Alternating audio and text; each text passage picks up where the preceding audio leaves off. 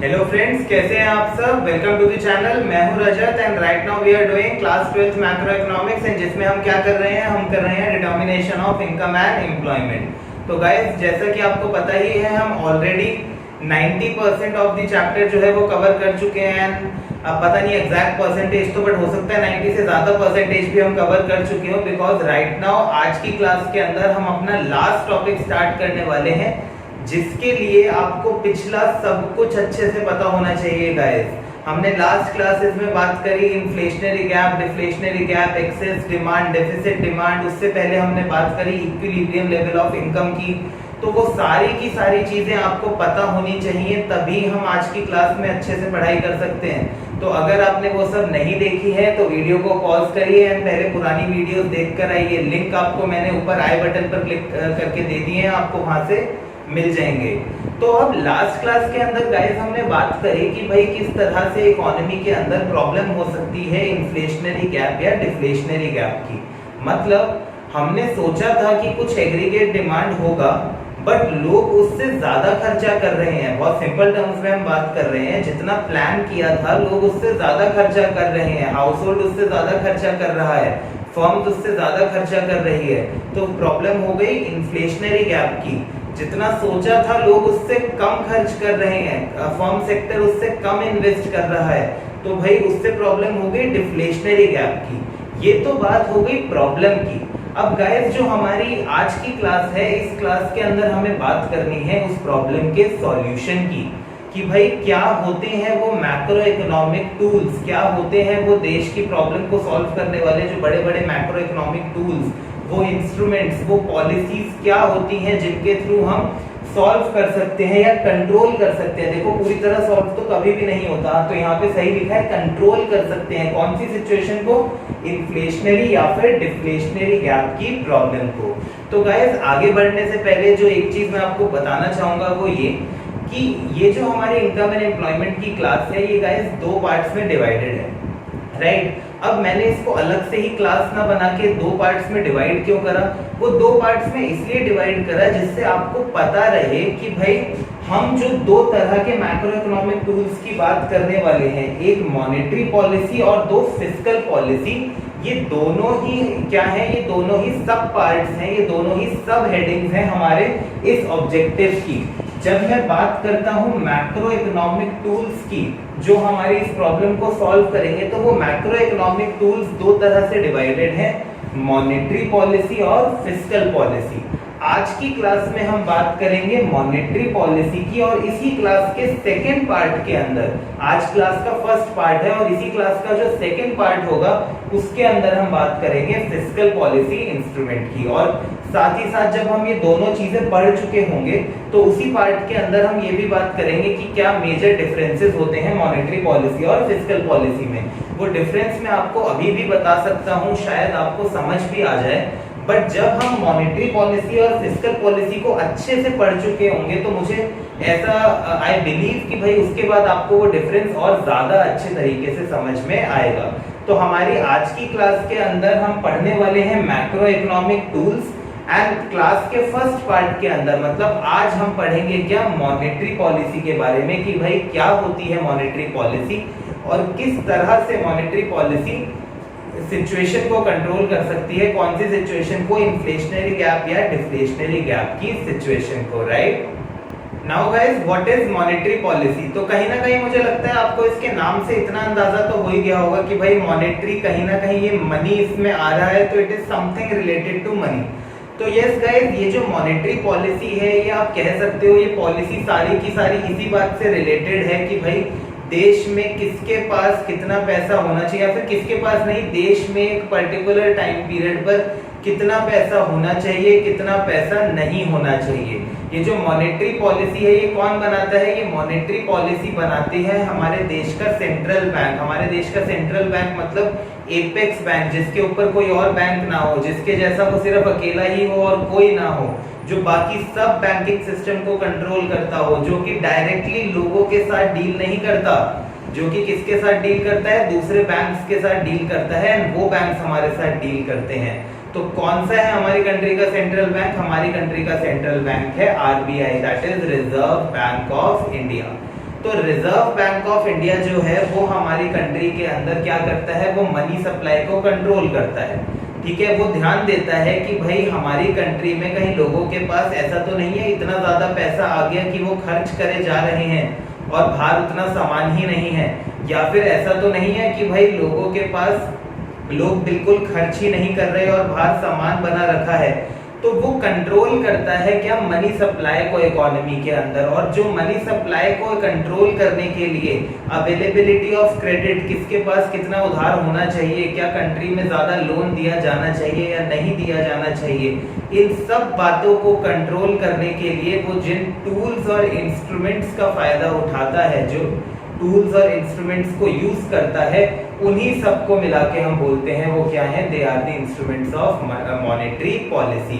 तो जैसा कि यहाँ पर लिखा हुआ है वो क्या कह रहे हैं, वो कह रहे हैं monetary policy is the policy relating to the regulation of money supply, regulate करना मनी सप्लाई को, कंट्रोल करके रखना। रेगुलेशन ऑफ इंटरेस्ट रेट्स, एक कंट्री में इंटरेस्ट रेट्स कितने होने चाहिए, जिसपे लोग लोन ले रहे हैं वो इंटरेस्ट रेट ज्यादा होने चाहिए या कम होने चाहिए। एंड अवेलेबिलिटी ऑफ मनी, कि लोगों के पास कितना पैसा होना चाहिए। इन सब बातों को करा जा रहा है with a view to combat this situation, मतलब कौन सी प्रॉब्लम से लड़ने के लिए, इन्फ्लेशनरी या फिर डिफ्लेशनरी गैप की प्रॉब्लम से लड़ने के लिए। तो गाइस कभी कभी हम बहुत छोटी छोटी डेफिनेशंस के चक्कर में अच्छी डेफिनेशन के साथ सैक्रिफाइस कर लेते हैं। तो यार देखो, डेफिनेशन छोटी बड़ी से मत देखा करो, ये देखा करो डेफिनेशन कितनी अच्छी है और क्या उसका एक एक वर्ड हमको समझ में आ रहा है।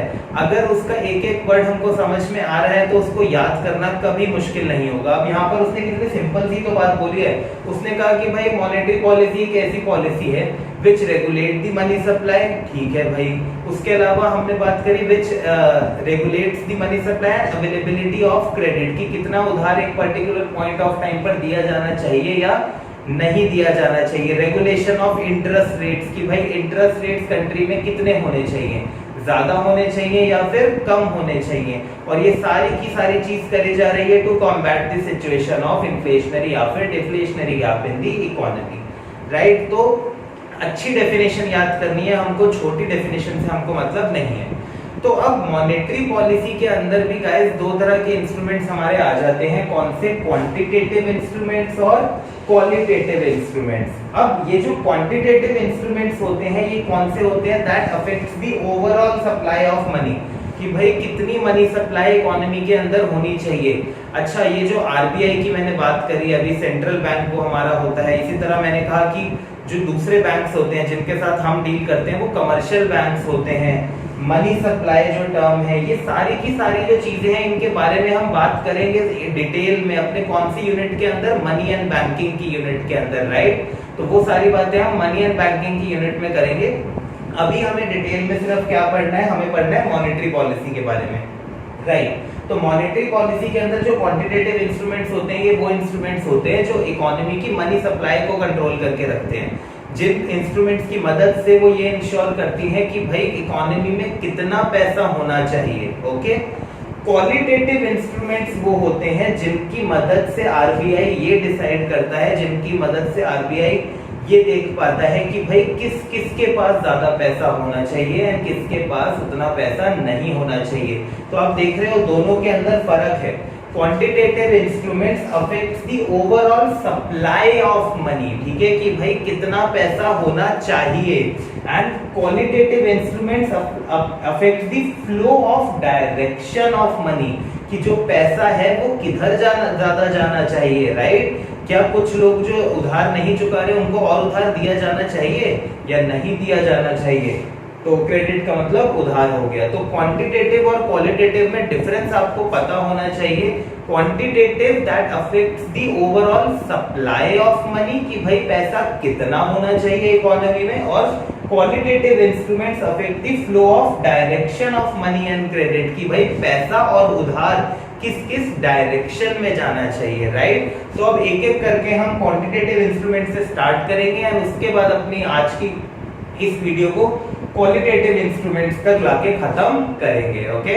तो गाइस जो हमारा पहला क्वांटिटेटिव इंस्ट्रूमेंट है मॉनेटरी पॉलिसी का वो है बैंक रेट। अब बैंक रेट क्या होता है, तो एक बहुत ही सिंपल तरीके से इसको समझते हैं। अब आपको या मेरे को कभी भी अगर लोन की जरूरत होती है तो हम कहाँ जाते हैं? हमें गाड़ी खरीदनी है, हमें एजुकेशन फाइनेंस करानी है, कोई फोन फाइनेंस कराना है, किसी भी तरह का हमको कोई लोन चाहिए होता है तो हम जाते हैं अपने आसपास, घर के आसपास वाले बैंक के पास, यानी कमर्शियल बैंक के पास। कमर्शियल बैंक कौन से होते हैं? जैसे कि Punjab national bank, yes bank, axis bank, HDFC, ये सारे के सारे क्या है? कमर्शियल बैंक हैं जो लोगों के साथ डील करते हैं। हम सीधा RBI के पास नहीं जाते, रिजर्व बैंक ऑफ इंडिया के पास कि भाई लोन दे दो, गाड़ी खरीदनी है, नहीं। पब्लिक डील किससे करती है? पब्लिक डील करती है कमर्शियल बैंक से। ओके, तो अब जब भी हमको कोई लोन चाहिए होता है उस पर कुछ ना कुछ इंटरेस्ट रेट कमर्शियल बैंक हमसे चार्ज करता है। अब अगर कमर्शियल बैंक को लोन चाहिए होता है तो वो कौन से बैंक के पास जाए? मान लो यस बैंक के पास पैसा नहीं है, तो अब यस बैंक के पास जब पैसे की कमी है, यस बैंक की अपनी अर्निंग्स इनफ नहीं है, खर्चे पूरे नहीं हो रहे, तो यस बैंक को लोन चाहिए तो वो किस बैंक के पास जाएगा? ठीक है, और कहीं से भी उसको पैसा भी नहीं मिल रहा, लेट से उसने दूसरे बैंक से भी थोड़ा थोड़ा पैसा मांग के देख लिया, अब भी उसकी जरूरत खत्म नहीं हो रही, तो अल्टीमेटली कौन सा बैंक उसको पैसा देगा? ठीक है, कौन सा बैंक कमर्शियल बैंक को पैसा देगा? तो वो बैंक है सेंट्रल बैंक। सेंट्रल बैंक यानी कि हमारी कंट्री का सेंट्रल बैंक है रिजर्व बैंक ऑफ इंडिया। अगर किसी भी कमर्शियल बैंक को अल्टीमेटली कहीं से भी पैसा नहीं मिल रहा तो वो लोन लेने जाएगा सेंट्रल बैंक के पास और सेंट्रल बैंक उसको लोन देगा। अब सेंट्रल बैंक अगर लोन देगा तो वो भी इंटरेस्ट रेट चार्ज करेगा, तो जो इंटरेस्ट रेट एक सेंट्रल बैंक यानी कि RBI चार्ज करता है कमर्शियल बैंक से उनको लोन देने के लिए, वो कहलाता है हमारा बैंक रेट।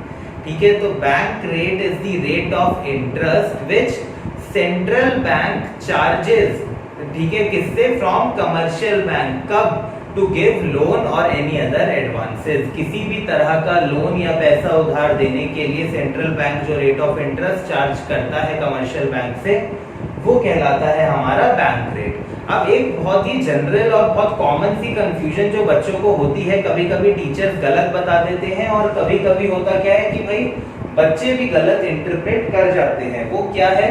वो ये कि भाई बैंक रेट और रेपो रेट एक ही चीज होती है, तो वो कंफ्यूजन हमको क्लियर करने की जरूरत है गाइस। तो वो एक चीज नहीं होती। बैंक रेट क्या होता है मैंने आपको अभी बताया, और रेपो रेट क्या होता है बहुत ही इजी से तरीके से अगेन इसको समझते हैं। 11th क्लास के अंदर अकाउंट्स में आपने जरूर करा होगा बिल ऑफ एक्सचेंज, राइट? अगर नहीं भी करा तो आप इसको सुन लीजिए।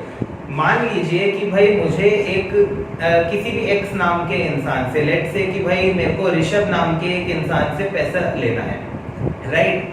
अब मेरे को ऋषभ नाम के इंसान से पैसा लेना है, उसने मेरे को एक पेपर पर लिख के दे दिया, ठीक है? एक्चुअली में ये सब पेपर पे नहीं होता, ये बहुत सिंपल तरीके से मैं बता रहा हूँ। अब उस ऋषभ ने मुझे पेपर पे लिख के दे दिया कि भाई मैं आपको इतना पैसा 1 महीने बाद दे दूंगा, लेट से I will give you 10,000 rupees after 1 month. Okay, अब मैंने कहा ठीक है ऋषभ, आप मेरे को ये पैसा 1 महीने बाद दे देना। अब हुआ क्या, 2-4 दिन बाद ही मुझे जरूरत पड़ गई पैसे की। मेरे को था कि यार 10,000 रुपए तो अभी चाहिए। अब मैं गया अब बैंक के पास, लेट से मेरा अकाउंट है एक्सिस बैंक में, मैं गया एक्सिस बैंक के पास, मैंने उन्हें वो पेपर दिखाया, मैंने कहा देखो 1 महीने बाद ना मेरे को ऋषभ 10,000 देगा, आप वो 10,000 रख लेना, मुझे अभी दे दो 10,000 रुपए। उन्होंने कहा कि भाई हम पागल हैं क्या, यही काम करने के लिए थोड़ी ना बैठे हैं, हम भी तो कुछ कमाएंगे इसमें। तो उन्होंने कहा ऐसा करते हैं, हम 10% चार्ज कर लेते हैं, आपको 9,000 दे देते हैं, राइट? 10% चार्ज कर लेते हैं और बाकी का जो पैसा जब आएगा 10,000 रुपए ऋषभ से, वो हम रख लेंगे। तो बैंक ने क्या करा, मेरा जो पास जो एक वो स्लिप थी उसको हम बोलते हैं बिल, अब उस बिल को बैंक ने डिस्काउंट कर दिया। बैंक ने क्या कर दिया? डिस्काउंट कर दिया। अब बैंक ने वो बिल डिस्काउंट कर दिया और वो डिस्काउंट करा at the 10% rate of interest, मतलब उसका 10% काट के जो पैसा था वो मुझे दे दिया और बाद में पूरा पैसा खुद रख लेगी। ठीक है, अब आप सोच रहे होंगे मैंने ये सब क्यों बताया। अब इसी तरह से कमर्शियल बैंक के पास मान लो कोई बिल है, ठीक है, ऐसी जगह का जहां से पता है कि मान लो कोई बॉन्ड है, ठीक है। अब एकदम से कमर्शियल बैंक को पैसे की जरूरत पड़ गई, कमर्शियल बैंक जाएगा सेंट्रल बैंक के पास, सेंट्रल बैंक कहेगा लाओ हमें दे दो ये बिल और हम तुम्हें कुछ पैसे काट के बाकी पैसे दे देते हैं।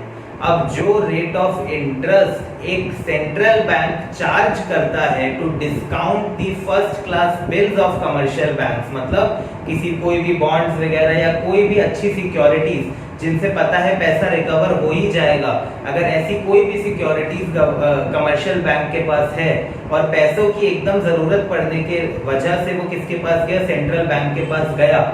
सेंट्रल बैंक ने एक रेट ऑफ इंटरेस्ट जो चार्ज करा कमर्शियल बैंक से to discount that first class security, वो कहलाता है मेरा रेपो रेट। तो देखा गया इस दोनों बातों में फर्क है, ठीक है। तो bank rate repo rate generally एक साथ यूज हो जाते हैं, बट इन दोनों के बीच में डिफरेंस है जो पता होना चाहिए। यू नेवर नो कि भाई आने वाले बोर्ड एग्जाम के अंदर क्या पूछ लिया जाए, ठीक है। और अगर नहीं भी पूछा गया तो हमें जनरली ये चीज पता होनी चाहिए, आगे जाके जब हम और कोर्सेज करते हैं कॉमर्स के उनमें ये काम आती है। ओके, तो बैंक रेट था वो रेट ऑफ इंटरेस्ट जिसपे सेंट्रल बैंक लेंड करता है कमर्शियल बैंक को, और रेपो रेट है वो रेट ऑफ इंटरेस्ट जिसपे सेंट्रल बैंक डिस्काउंट करता है सिक्योरिटीज जो कमर्शियल बैंक के पास है।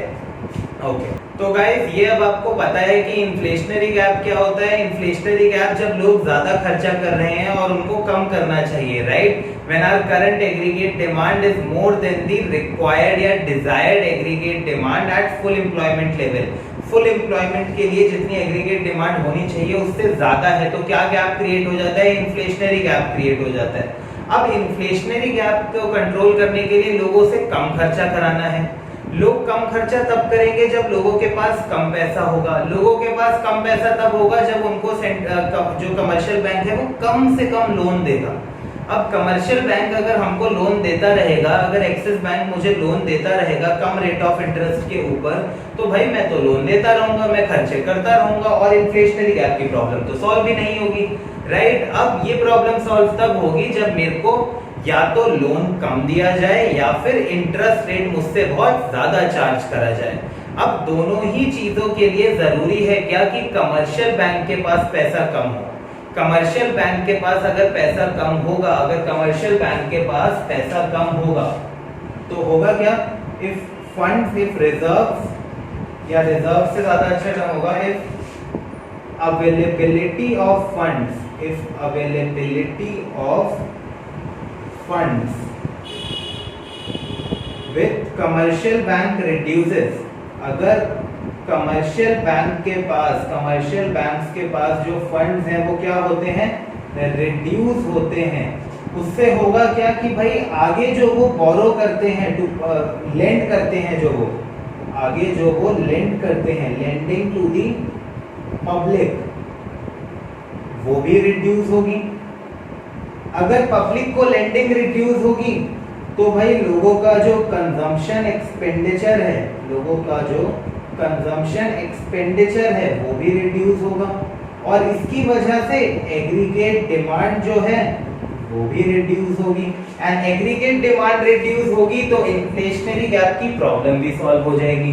अब भाई availability of funds commercial bank के साथ कैसे कम हो, तो भाई हमने क्या करा, अवेलेबिलिटी ऑफ फंड्स तब कम होगी जब सेंट्रल बैंक ये बैंक रेट को क्या कर देगा, ये इस बैंक रेट को इंक्रीज कर देगा। अब भाई अगर बैंक रेट बढ़ा दिया तो कमर्शियल बैंक लोन कम लेगा, ठीक है। लोन कम लेगा तो उसके पास अवेलेबिलिटी कम होगी, अवेलेबिलिटी कम होगी तो आगे लेंडिंग कम करेगा, लेंडिंग कम करेगा तो लोग खर्चा कम करेंगे, लोग खर्चा कम करेंगे तो एग्रीगेट डिमांड कम होगी, एग्रीगेट डिमांड कम होगी तो इन्फ्लेशनरी गैप भी कम होगा। तो अगर इन्फ्लेशनरी गैप की प्रॉब्लम है तो बैंक रेट को क्या करना पड़ेगा, हमें बैंक रेट को इंक्रीज करना पड़ेगा, बैंक रेट को क्या करना पड़ेगा, इंक्रीज। अच्छा, सेम रेपो रेट के साथ भी है, आपके एग्जाम में आपको अलग से एक्सप्लेन नहीं करना होता, बट स्टिल आप लिख ही रहे हैं तो हम यहाँ भी लिख लेंगे, ठीक है। तो रेपो रेट भी जो होगा वो भी क्या कर देगा, इंक्रीज कर देगा, ज्यादा से ज्यादा पैसा चार्ज करना चाहेगा कमर्शियल बैंक और सेंट्रल बैंक कमर्शियल बैंक से उनके बिल डिस्काउंट करते हुए, राइट। अब अगर डिफ्लेशनरी गैप की प्रॉब्लम है, डिफ्लेशनरी गैप की प्रॉब्लम है, तो इसका मतलब हम क्या चाहते हैं, हम ये चाहते हैं कि भाई जो एडी है वो क्या हो, इंक्रीज हो।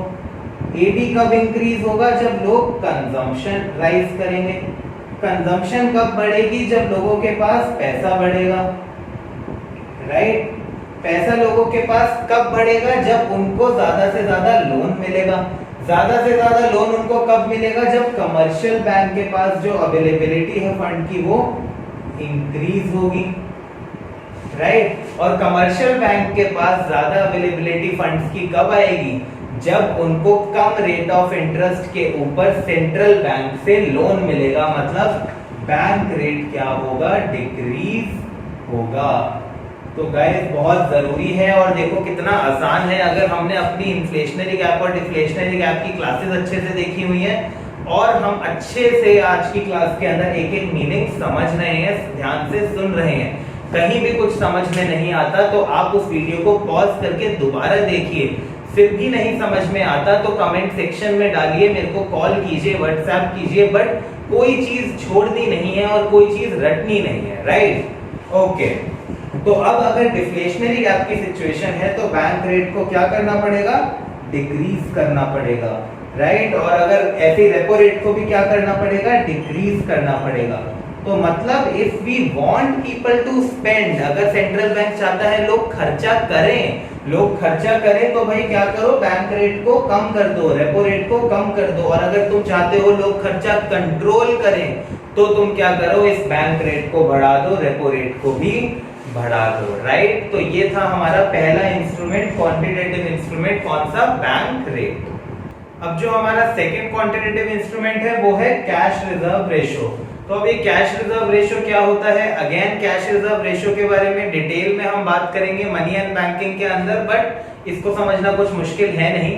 कैश रिजर्व रेशो होता है कि भाई वो परसेंटेज अपने टोटल डिपॉजिट का, भाई कोई भी कमर्शियल बैंक के पास डिपॉजिट आया, मैंने, आपने, किसी ने भी पैसा डिपॉजिट कराया, तो सेंट्रल बैंक ने बोला हुआ है कि भाई आपको एक मिनिमम परसेंटेज हमारे पास रखवानी पड़ेगी एज अ रिजर्व। कल को आप भाग गए, कल को भाई कुछ भी हो गया, हमारे देश के लोगों का पैसा लेकर भाग गए, तो आपको भी हो सकता है खुद से जरूरत पड़ जाए। तो भाई जितने भी ये कमर्शियल बैंक्स हैं उनको आरबीआई ने बोल दिया आपके पास जो भी डिपॉजिट आएंगे उसकी एक फिक्स्ड मिनिमम परसेंटेज वो पैसा आप हमारे पास डिपॉजिट कराएंगे, right? So that minimum percentage of total deposits which commercial bank has to keep with central bank, right?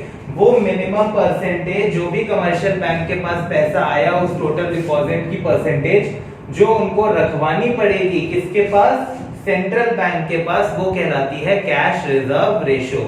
ठीक है, अगर मैं अभी की बात करूं एज ऑफ 27 जून, जब मैं ये वीडियो बना रहा हूं, 27 जून 2020, तो जो कैश रिजर्व रेशो है गाइस वो है क्या? हमारी 3%। मतलब अगर हम कोई भी बैंक में पैसा डालते हैं, अगर कोई इंसान 100 रुपए बैंक में डिपॉजिट करा रहा है तो वो बैंक 3 रुपए किसको दे रहा है? वो 3 रुपए सेंट्रल बैंक को दे रहा है, राइट। आरबीआई के पास एज अ रिजर्व रखवा रहा है। हर डिपॉजिट का 3%, ये परसेंटेज किसने डिसाइड करी? आरबीआई ने डिसाइड करी। 3% किसके पास रखवाना पड़ेगा? उनको सेंट्रल बैंक के पास रखवाना पड़ेगा, राइट। और बैंक के पास खुद के पास कितना बचा? 97 रुपीज बच गया, जिससे वो कुछ भी कर सकता है, अपने खर्चे कर ले। अपने खर्चे भी सारे नहीं कर सकता, लोगों का पैसा संभाल के भी रखना पड़ेगा, आगे दूसरों को लोन दे सकता है, तो राइट। सो उसके पास 97 रुपीज बच जाएगा। ओके, अब इन्फ्लेशनरी और डिफ्लेशनरी गैप की अगर बात करें तो सबसे पहले इन्फ्लेशनरी गैप का सोचो। मुझे लगता है अब आप खुद सोच पा रहे होंगे चीजें, नहीं सोच पा रहे तो ये मैं आपको विश्वास दिलाता हूं कि भाई क्लास खत्म होने तक आपको अच्छे से समझ में आ जाएगा और आप चीजों को खुद से बना पाएंगे, उनको सही से खुद से इंटरप्रेट कर पाएंगे, राइट। इन्फ्लेशनरी गैप अगेन आपको पता है कि भाई लोग जो है वो बहुत ज्यादा खर्चा कर रहे हैं, लोगों से कम खर्चा कराना है। लोग कम खर्चा तब करेंगे जब उनको उधार कम मिलेगा, क्योंकि उधार मिलता रहेगा, लोग खर्च करते रहेंगे। उधार कम तब मिलेगा जब कमर्शियल बैंक उन्हें कम उधार देगा। कमर्शियल बैंक कब कम उधार देगा? वो तब कम उधार देगा जब उसके पास खुद के पास या तो पैसा बहुत कम होगा, या फिर मतलब सिंपली उसके पास जब पैसा बहुत कम होगा। अगर उसके पास पैसा कम हुआ तो या तो वो लोन कम देगा या फिर इंटरेस्ट रेट बढ़ा देगा। दोनों ही सिचुएशन में जो आम जनता है वो ज्यादा लोन नहीं लेगी और सिचुएशन कंट्रोल आ जाएगी। अब अभी आपको मैंने बताया, जैसे फॉर एग्जांपल अभी की बात करें 3% हमारा CRR है। अब अगर सेंट्रल बैंक ने ये 3% से बढ़ाकर लेट से 10% कर दिया, इसका मतलब सेंट्रल बैंक 10 रुपए रखेगा हर 100 रुपए जो कमर्शियल बैंक में डिपॉजिट हुआ उस पर। इसका मतलब अवेलेबिलिटी ऑफ फंड्स जो कमर्शियल बैंक के पास थी वो क्या हो गई, कम हो गई। अब जब पैसा तुम्हारे पास कम होगा तो उधार बांटते थोड़ी ना फिरोगे, राइट। उधार तो तब दोगे ना ज्यादा जब खुद के पास बहुत पैसा है। सेंट्रल बैंक ने भाई मान लो कि हमारा जो सीआरआर था वो बढ़ा दिया, सेंट्रल बैंक ने जैसी सीआरआर बढ़ाया, availability of funds commercial bank के पास कम हो गई, तो अब या तो वो लेंडिंग कम कर देगा या फिर वो इंटरेस्ट रेट बढ़ा देगा। दोनों ही सिचुएशन में जो बोरिंग है, लोग जो लोन ले रहे हैं, लोग लोन लेना कम कर देंगे।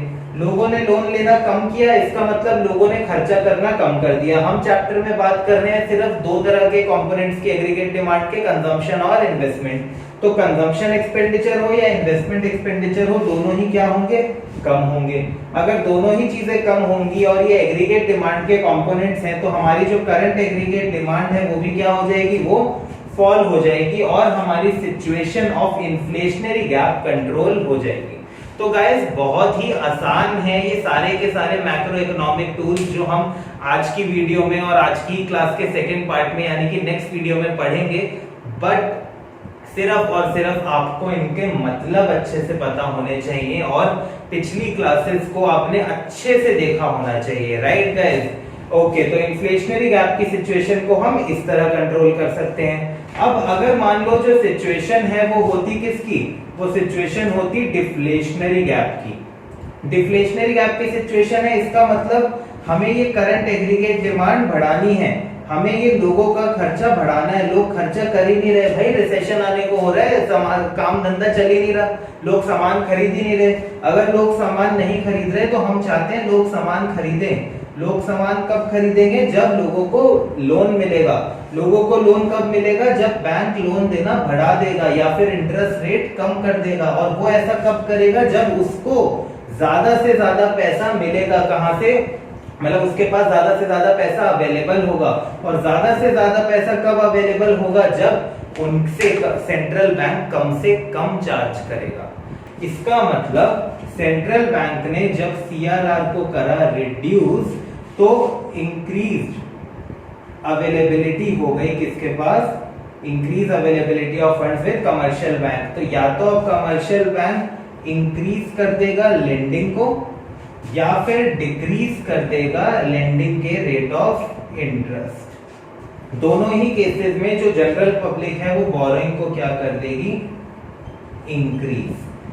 और इसकी वजह से जो कंजम्पशन एक्सपेंडिचर है वो क्या हो जाएगा, लोगों का राइज, और इन्वेस्टमेंट एक्सपेंडिचर हो जाएगा राइज। एंड इसकी वजह से जो करंट एग्रीगेट डिमांड है वो भी क्या हो जाएगी, वो हो जाएगी इंक्रीज। एंड हमारी सिचुएशन ऑफ डिफ्लेशनरी गैप हो जाएगी control, right guys. So guys, जिस तरह से अभी हमने पढ़ा कैश रिजर्व रेशो, उसी की तरह एक और होता है हमारा, वो क्या होता है, स्टैट्यूटरी लिक्विडिटी रेशो। तो जो अब हमारा थर्ड क्वांटिटेटिव इंस्ट्रूमेंट है वो क्या है, स्टैट्यूटरी लिक्विडिटी रेशो, जिसको हम एसएलआर भी बोलते हैं।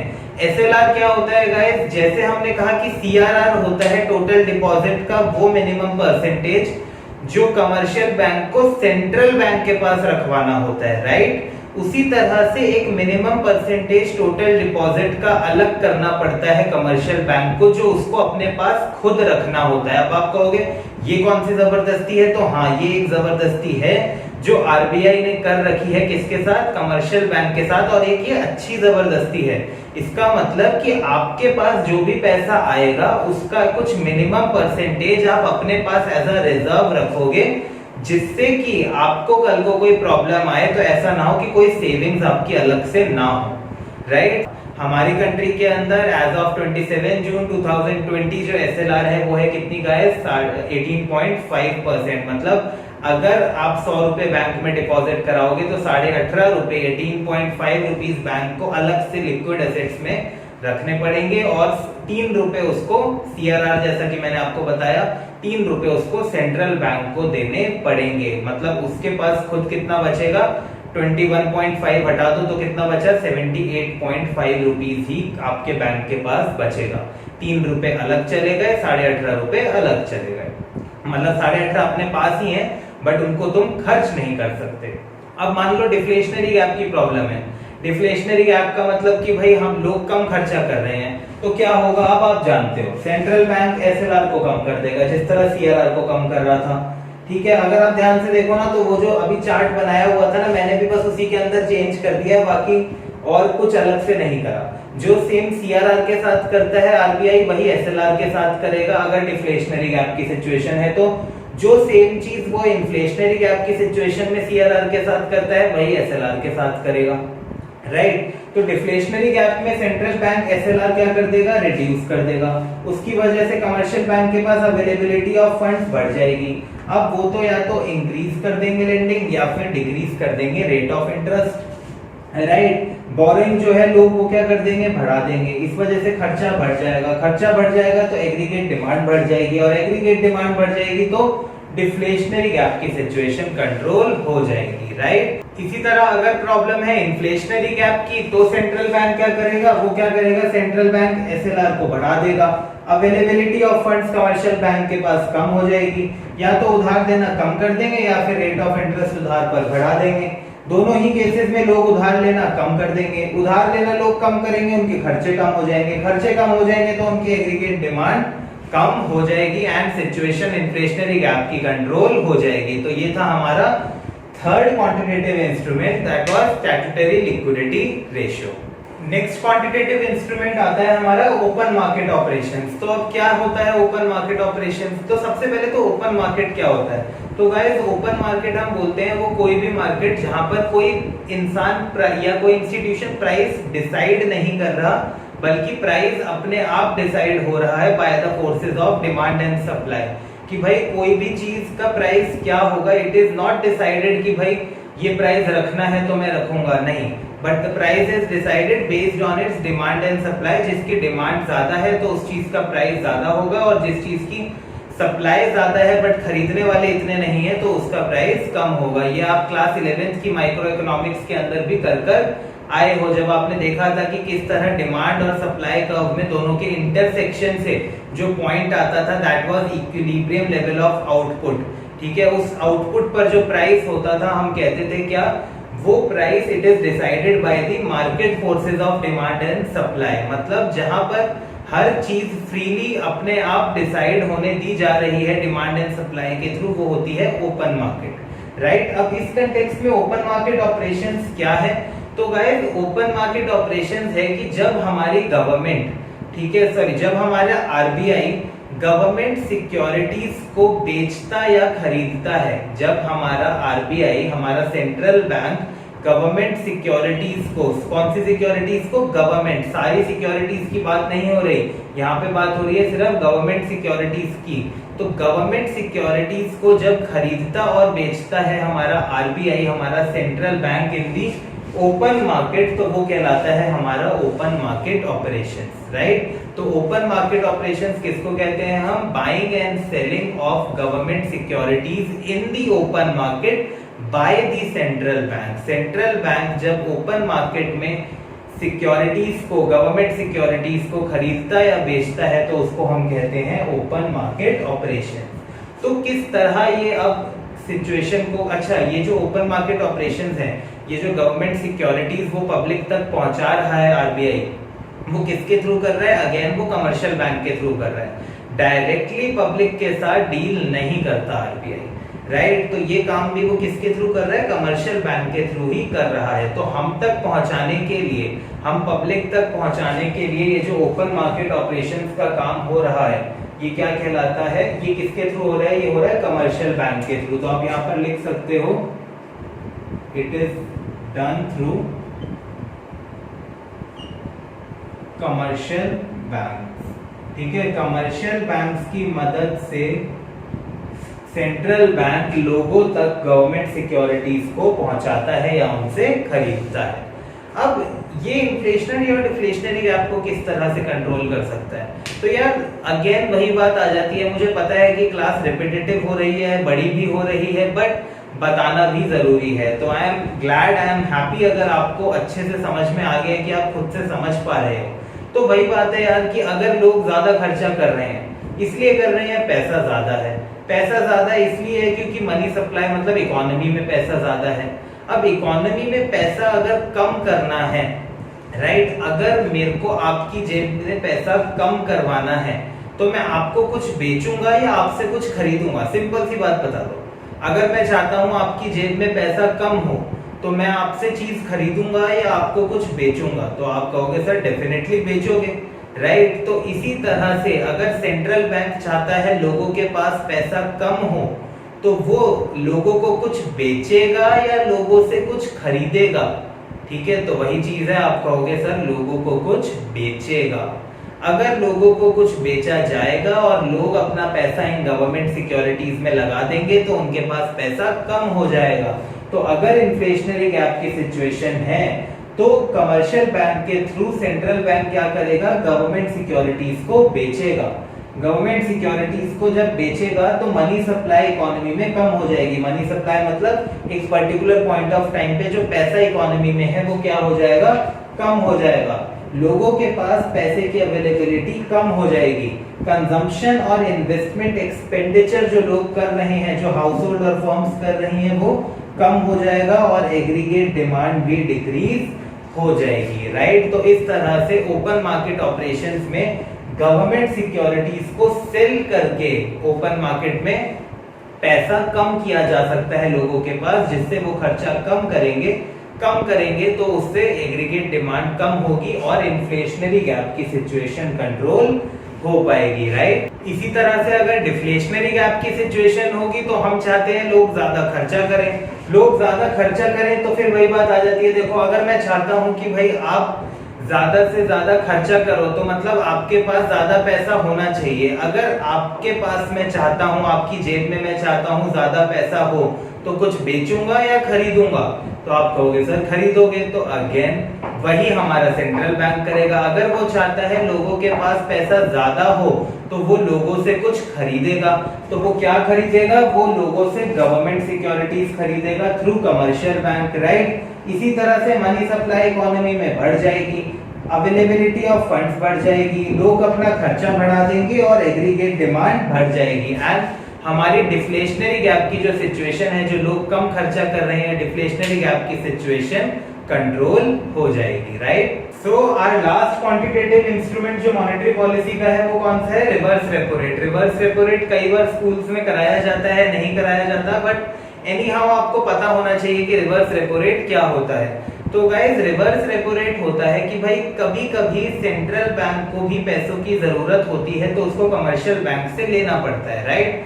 कभी कभी सेंट्रल बैंक को कमर्शियल बैंक पर डिपेंड करना पड़ता है और कुछ पैसा लेना होता है। अब कमर्शियल बैंक को भी कुछ इंटरेस्ट रेट तो देना पड़ेगा, राइट। बस फर्क ये है कि हम लोन लेते हैं कमर्शियल बैंक से तो इंटरेस्ट रेट कमर्शियल बैंक करता है डिसाइड, बट सेंट्रल बैंक अगर कुछ पैसा बोरो करता है कमर्शियल बैंक से तो उसका rate of interest central bank खुद डिसाइड करता है। तो वो रेट ऑफ इंटरेस्ट कहलाता है हमारा रिवर्स रेपो रेट, राइट। तो rate of interest which central bank या फिर which commercial bank at which commercial bank lends to central bank, ठीक है, वो रेट ऑफ इंटरेस्ट जिसके ऊपर कमर्शियल बैंक सेंट्रल बैंक को लेंड करता है वो क्या कहलाता है? हमारा रिवर्स रेपो रेट। या फिर कभी कभी कमर्शियल बैंक्स के पास बहुत ज्यादा पैसा इकट्ठा हो जाता है, जैसे कि हमारी कंट्री में जब डीमोनेटाइजेशन हुआ था तो बैंक्स के पास बहुत सारा पैसा आ गया था। इतने सारे पैसे का भी क्या करें? तो सेंट्रल बैंक कहता है कि हमारे पास रखवाना है तो रखवा दो और उसके ऊपर हम तुम्हें कुछ इंटरेस्ट दे देंगे, राइट। तो when commercial bank park their excessive funds, ये पार्क वही पार्किंग वाला ही है, राइट। जब हमारे जो एक्सेस फंड्स हैं कमर्शियल बैंक उनको पार्क कर देता है, कहां पर पार्क कर देता है? सेंट्रल बैंक के पास पार्क कर देता है। तो जो rate of interest central bank उनको देता है इस पैसे के ऊपर वो कहलाता है reverse repo rate.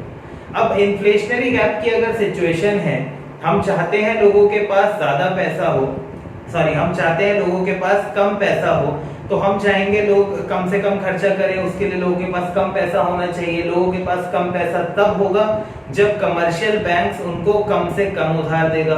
Commercial bank कम उधार तब देगा जब उनके पास खुद कम पैसा होगा। खुद कम पैसा तब होगा जब वो पैसा उनसे सेंट्रल बैंक ने ले लिया होगा। तो सेंट्रल बैंक को उनको लालच देना पड़ेगा, सेंट्रल बैंक को कमर्शियल बैंक को लालच देना पड़ेगा कि भाई ऐसा करते हैं, रिवर्स रेपो रेट बढ़ा देते हैं, ज्यादा पैसे है ना तुम्हारे पास तो लाओ हमारे पास डिपॉजिट करा दो, ठीक है, या फिर हमें अगर तुमसे लोन लेना है तो हमें लोन दोगे तो तुम्हें इतना सारा इंटरेस्ट पे करेंगे हम, राइट। तो अब करा क्या, सेंट्रल बैंक ने रिवर्स रेपो रेट बढ़ा दिया। इसकी वजह से कमर्शियल बैंक्स अब अपना एक्सेस पैसा जो है वो किसके पास कर रहे हैं, पार्क देयर एक्सेसिव फंड्स या एक्सेस फंड्स या सरप्लस फंड्स, राइट। तो जो सेंट्रल बैंक के पास कमर्शियल बैंक ने अपने सरप्लस फंड्स पार्क कर दिए और लोगों को जो पैसा देना था वो क्या कर दिया, वो रिड्यूस कर दिया, ठीक है। कमर्शियल बैंक को लगा यार सेंट्रल बैंक के पास पैसा सेफ भी ज्यादा है, राइट, तो उनके पास रखवा देते हैं, वो हमारे पैसे को के ऊपर हमको इंटरेस्ट भी देंगे, वो उन्होंने इंटरेस्ट रेट बढ़ा दिया है, राइट। तो कमर्शियल बैंक ने अपना पैसा सेंट्रल बैंक के पास रखवाना ज्यादा शुरू कर दिया और लोगों को पैसा देना, लोन देना कम कर दिया। इसकी वजह से लोगों के पास पैसा कम हो गया, लोगों ने खर्चे कम कर दिए, खर्चे कम कर दिए तो एग्रीगेट डिमांड कम हो गई, इन्फ्लेशनरी गैप की सिचुएशन कंट्रोल हो गई, राइट। अब अगर डिफ्लेशनरी गैप की सिचुएशन है, लोग कम पैसा खर्च कर रहे हैं तो हम चाहेंगे लोग ज्यादा खर्च करें, ज्यादा खर्च तब करेंगे जब ज्यादा पैसा होगा, ज्यादा पैसा तब होगा जब ज्यादा उधार मिलेगा, ज्यादा उधार तब मिलेगा जब कमर्शियल बैंक ज्यादा उधार देंगे, कमर्शियल बैंक ज्यादा उधार तब देंगे जब उनके पास ज्यादा पैसा अवेलेबल होगा। अगर हम रिवर्स रेपो रेट का इस्तेमाल करके ये चाहते हैं कि कमर्शियल बैंक के पास ज्यादा पैसा अवेलेबल हो लोन देने के लिए, तो हम अपना जो रिवर्स रेपो रेट है वो क्या कर देंगे, सेंट्रल बैंक कम कर देगा। अगर रिवर्स रेपो रेट कम हो जाएगा तो कमर्शियल बैंक सोचेगा भाई मैं नहीं रखवा रहा अपने पैसे सेंट्रल बैंक के पास, या फिर मैं नहीं दे रहा तुमको उधार, ठीक है, तुम्हें उधार दूंगा तो मुझे नुकसान है, मैं जनरल पब्लिक को दूंगा उधार, तो वो अपने फंड्स को सेंट्रल बैंक के पास पार्क करना रेजिस्ट करेंगे, मतलब वो चाहेंगे कि ऐसा ना करना पड़े और वो जनरल पब्लिक को लेंडिंग इंक्रीज कर देंगे, जनरल पब्लिक के पास पैसा बढ़ जाएगा, कंजम्पशन और इन्वेस्टमेंट एक्सपेंडिचर बढ़ जाएगा और एग्रीगेट डिमांड जो है वो भी क्या हो जाएगी, बढ़ जाएगी, और हमारी करंट एग्रीगेट डिमांड अगर बढ़ेगी तो हमारी डिफ्लेशनरी गैप की सिचुएशन कंट्रोल हो जाएगी, राइट। सो एंड हाँ, जो हमारा रिवर्स रेपो रेट है एज ऑफ 27 जून 2020 वो है 3.35%, राइट। तो अब कभी भी अगर पैसा रखवाएगा कमर्शियल बैंक, मतलब अगर इस टाइम कमर्शियल बैंक अपना पैसा रखवाएगा सेंट्रल बैंक के पास या फिर सेंट्रल बैंक को लोन देगा तो उसके ऊपर कमर्शियल बैंक को 3.35% इंटरेस्ट के हिसाब से पैसा मिल जाएगा। तो ये थे हमारे सारे क्वांटिटेटिव इंस्ट्रूमेंट्स, वो इंस्ट्रूमेंट्स मॉनेटरी पॉलिसी के जिनसे मनी सप्लाई को रेगुलेट करा जाता है, राइट। सो अब हम पढ़ेंगे qualitative instruments of money supply monetary policy के बारे में, right. So now as I told you, qualitative instruments जो होते हैं वो क्या देखते हैं, वो इंश्योर करते हैं कि भाई डायरेक्शन ऑफ मनी और डायरेक्शन ऑफ क्रेडिट जो है वो सही जगह जाए और जरूरत के टाइम ही लोगों तक जाए, राइट। तो अब क्वालिटेटिव इंस्ट्रूमेंट्स के अंदर हमारा पहला कौन सा आता है, पहला आता है मार्जिनल रिक्वायरमेंट्स। मार्जिनल रिक्वायरमेंट्स क्या होता है गाइस, तो देखो सिंपली अगर आप कभी भी लोन लेने जाते हो, अगर कोई नॉर्मल बिजनेसमैन लोन लेने जाता है तो अब उसको लोन ऐसे ही नहीं दे दिया जाता, ठीक है, उसको लोन के बदले उसको कुछ ना कुछ गिरवी रखना पड़ता है, राइट, कुछ ना कुछ कोलेटरल रखवानी पड़ती है। तो वो जो गिरवी रखवाता है चीज वो क्या कहलाती है, सिक्योरिटी कहलाती है, राइट। मान लो 1 लाख रुपए का वो लोन लेने गया, ठीक है, तो उस 1 लाख रुपए के लोन के लिए उसको कुछ ना कुछ सिक्योरिटी भी रखवानी पड़ेगी, राइट। अब जितने की उसको सिक्योरिटी रखवानी पड़ रही है एंड उसके बदले जो उसको एक्चुअली में लोन मिल रहा है उसमें जो डिफरेंस है वो क्या कहलाता है, मार्जिनल रिक्वायरमेंट। लेट्स से कि भाई उसको अगर लाख रुपए का लोन लेना था, अगर उसको जो लोन था वो कितने का लेना था, लाख रुपए का, एंड उसके लिए उसको जो सिक्योरिटी रखवानी पड़ी, ठीक है, जो भी चीज लेट से उसका कोई भी एक लैंड का पीस था या फिर कुछ भी और ज्वेलरी थी कुछ भी, वो उसको रखवानी पड़ी सिक्योरिटी लेट से 1.5 लाख की, राइट। तो ये जो डिफरेंस है 50,000 का, इन दोनों के बीच में जो 50,000 का ये डिफरेंस है गाइस, ये डिफरेंस हमारा क्या कहलाता है, मार्जिनल रिक्वायरमेंट। ये क्या कहलाता है, मार्जिनल रिक्वायरमेंट। राइट। सो देखो वो क्या कह रहे हैं, मार्जिनल रिक्वायरमेंट का मतलब difference between the value of security and value of loan. जो तुम सिक्योरिटी रखवा रहे हो और जो तुम्हें लोन मिल रहा है उसके बीच का जो डिफरेंस है वो क्या है, मार्जिनल रिक्वायरमेंट। अब अगर हम आरबीआई चाहता है कि भाई इस इंसान को लोन आसानी से मिल जाए, तो वो ये मार्जिनल रिक्वायरमेंट क्या करेगा, कम से कम रखेगा। राइट। अगर ये मार्जिनल रिक्वायरमेंट कम रखेगा तो लोग क्या करेंगे, लोग ज्यादा से ज्यादा तो लोग ज्यादा से ज्यादा पैसा लोन ले पाएंगे। लोगों का मन करेगा उधार लेने का, लोगों का मन करेगा उधार लेने का, फिर लोग खर्चा करेंगे। लोग खर्चा करेंगे तो हमारी एग्रीगेट डिमांड बढ़ जाएगी, और अगर डिफ्लेशनरी गैप की प्रॉब्लम है तो वो सॉल्व हो जाएगी। राइट। तो ये तो हमने बात करी डिफ्लेशनरी गैप के केस में, ठीक है। तो डिफ्लेशनरी गैप में लोग खर्चा नहीं कर रहे होते, तो वो क्या करेगा, मार्जिनल रिक्वायरमेंट को कम कर देगा। बट अगर इन्फ्लेशनरी गैप की सिचुएशन हुई तो इन्फ्लेशनरी गैप मतलब क्या, कि भाई लोग जो है वो पैसा ज्यादा खर्च कर रहे हैं, हम चाहते हैं लोग कम से कम पैसा खर्च करें। कम पैसा खर्च करें तो सेंट्रल बैंक क्या करेगा, मार्जिनल रिक्वायरमेंट को बढ़ा देगा। मार्जिनल रिक्वायरमेंट बढ़ा देगा तो लोग क्या करेंगे, कम से कम लोन लेंगे। क्यों? क्योंकि उनको अपनी सिक्योरिटी के अगेंस्ट कम उधार मिलेगा।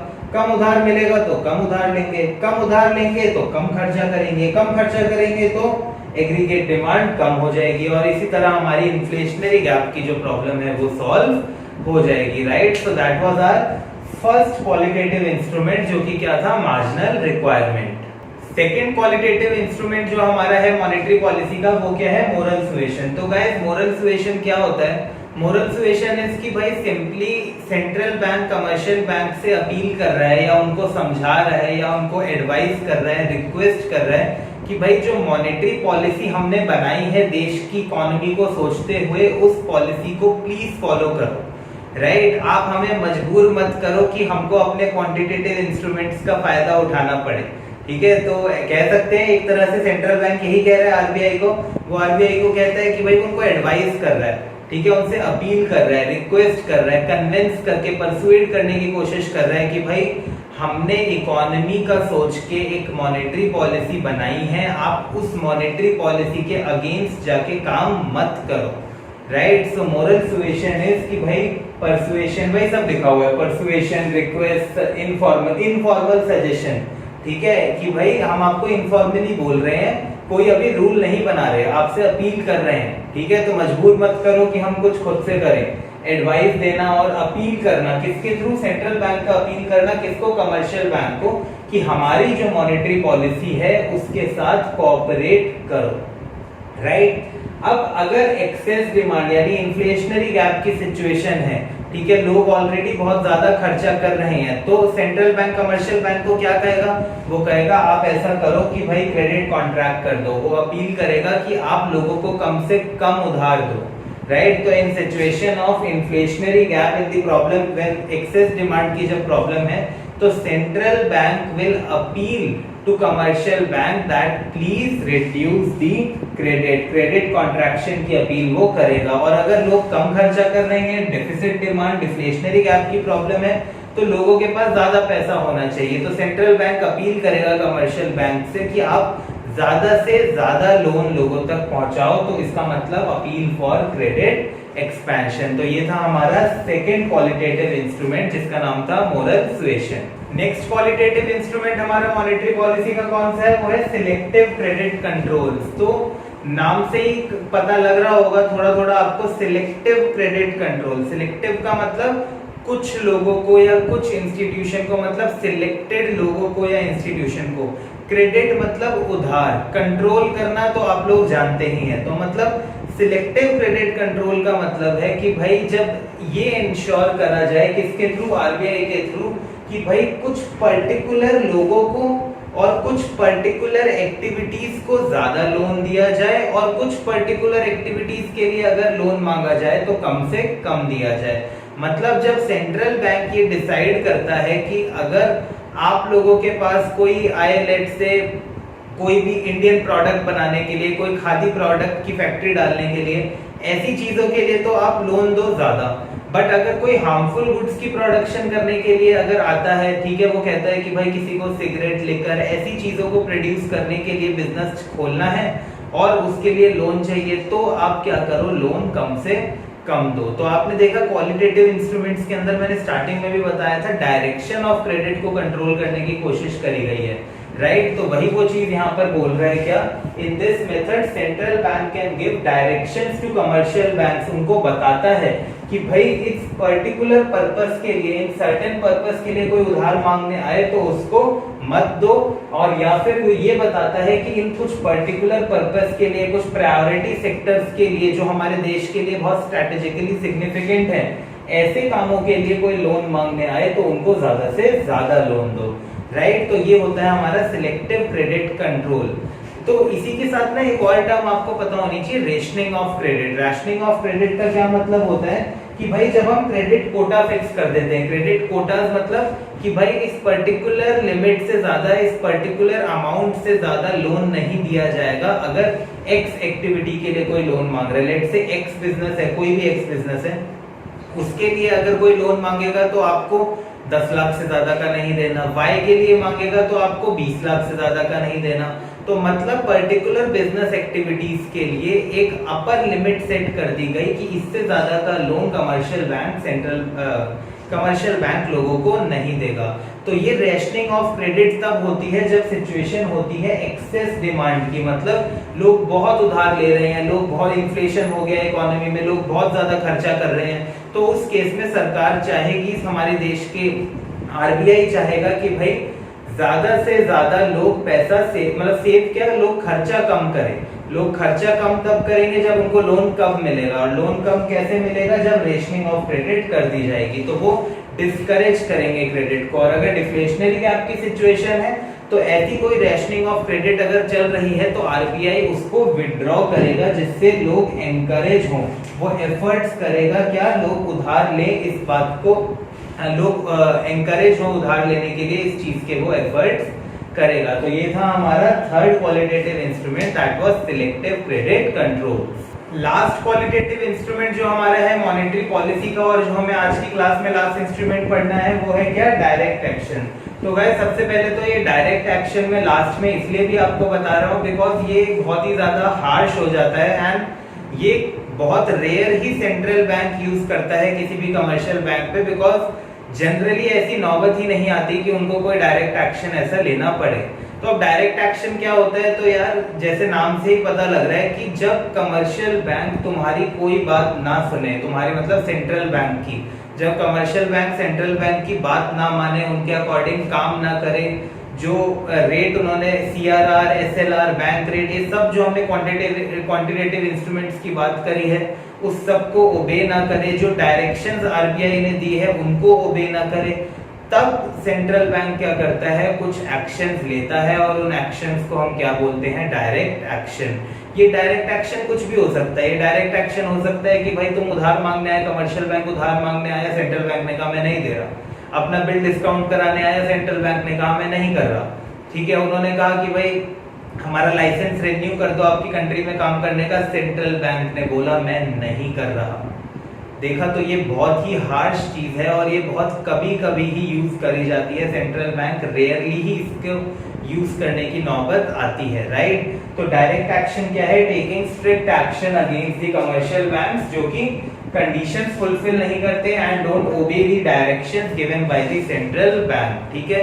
ये कुछ भी हो सकता है, ये आरबीआई किसी भी चीज के लिए मना कर सकता है, राइट। उसको, आरबीआई को कोई डर नहीं है किसी चीज का, वो किसी भी चीज के लिए रिफ्यूज कर देगा अगर तुम उसकी बातें नहीं मान रहे तो, बिकॉज उसके पास प्रॉपर रीजंस है कि तुम्हारे साथ कुछ भी गलत करने के, राइट। तो आरबीआई कुछ भी कर सकता है। फिर तो आरबीआई तुम्हें ज्यादा उधार देने से मना कर सकता है, तुम्हारे बिल डिस्काउंट करने से मना कर सकता है, राइट। उसके अलावा तुम्हारा जो लाइसेंस है वो रिन्यू करने से मना कर सकता है, और वो चाहे तो तुम्हारा एग्जिस्टिंग लाइसेंस कैंसिल भी कर सकता है, राइट गाइस। तो ये थे हमारे सारे क्वालिटेटिव इंस्ट्रूमेंट्स। तो आज की क्लास के अंदर हमने, हमारी फर्स्ट पार्ट है आज की क्लास का, जैसा कि मैंने आपको बताया। तो इस वीडियो के अंदर हमने पढ़ा क्या क्या मॉनेटरी पॉलिसी के इंस्ट्रूमेंट्स होते हैं, क्वांटिटेटिव और क्वालिटेटिव, एंड किस तरह से आरबीआई मॉनेटरी पॉलिसी को बनाता है और वो सिचुएशन को कंट्रोल करने की कोशिश करता है, इन्फ्लेशनरी गैप और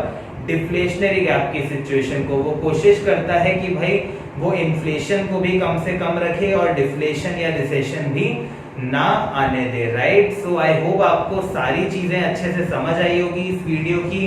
नहीं समझ आई है तो आप मेरे से कांटेक्ट कर सकते हैं, आपको पता ही है, कमेंट सेक्शन में आप डाल सकते हैं, व्हाट्सएप कर सकते हैं, मुझसे कॉल कर सकते हैं, राइट।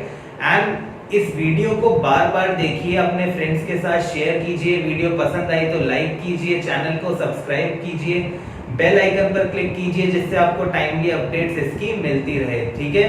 तो अब नेक्स्ट क्लास के अंदर हम करेंगे, नेक्स्ट क्लास नहीं एक्चुअली, अगेन मैं बार बार नेक्स्ट क्लास बोल देता हूँ। In the second part of this class we will learn about the fiscal policy, ठीक है। फिस्कल पॉलिसी इंस्ट्रूमेंट्स क्या होते हैं और फिस्कल पॉलिसी से किस तरह ये प्रॉब्लम सॉल्व करी जाती है। So that's all in this video. Thanks for watching and happy learning.